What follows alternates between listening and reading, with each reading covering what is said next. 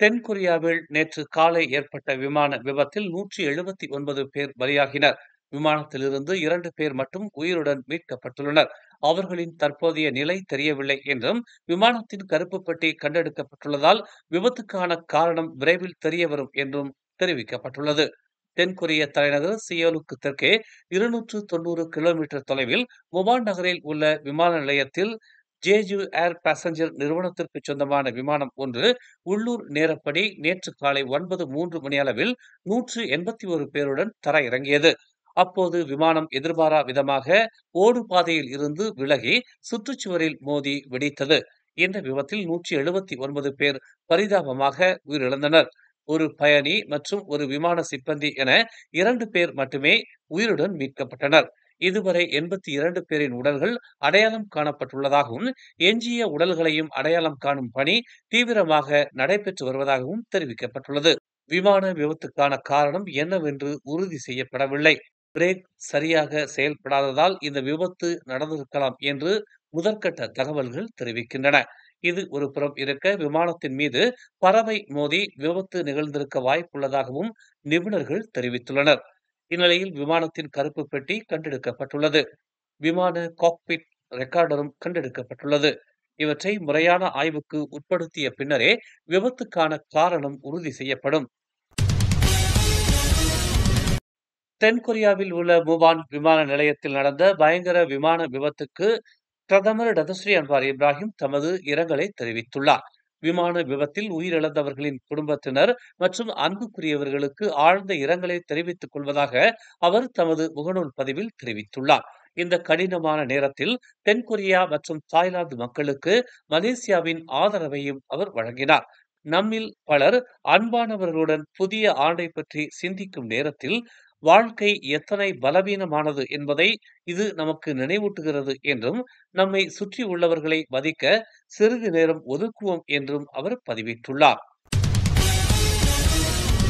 கடந்த 2018ஆம் ஆண்டில் PKR தலைவர் அன்வார் இப்ராஹிமுக்கு அளிக்கப்பட்ட அரச மன்னிப்புக்கு கூட்டரசு பிரதேச மன்னிப்பு வாரியம் ஒப்புதல் அளித்ததா என்று அம்னோ இளைஞர் பிரிவு தலைவர் டாக்டர் அக்மால் சலே கேள்வி எழுப்பியிருந்தார்.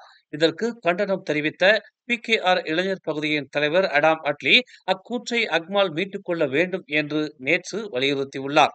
அறிக்கைகளை வெளியிடும் போது அக்மால் மிக கவனமாக இருக்க வேண்டும் என்றும், அறிக்கைகளை வெளியிடுவதற்கு முன்பு கூகுள் தளத்திற்கு சென்று அடிப்படை உண்மைகளை அவர் தெரிந்து கொள்ள வேண்டும் என்றும் அடாம் அறிவுறுத்தினார்.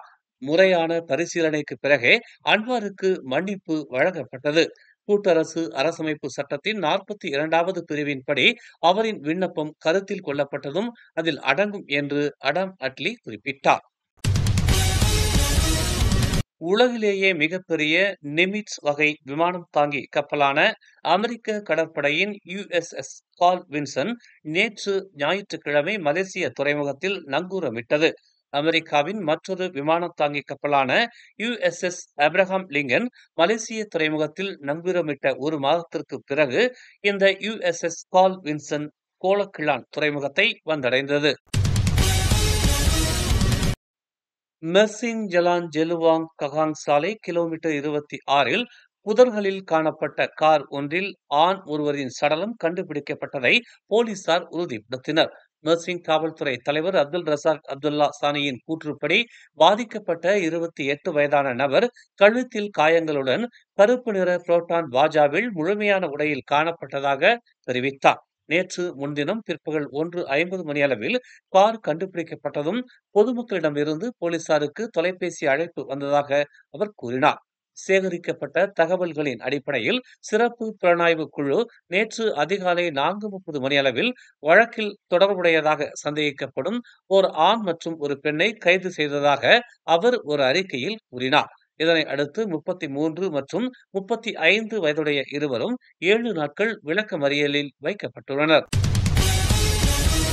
கடந்த வெள்ளிக்கிழமை பினாங்கு மாச்சாங் பூபோ புக்கிட் மெர்தாஜாமில் உள்ள ஒரு உணவகத்தில் ஒரு நபரை டஸ்ட்பின் மூடியால் தலையில் தாக்கிய 36 வயது சந்தேக நபர் கைது செய்யப்பட்டுள்ளார்.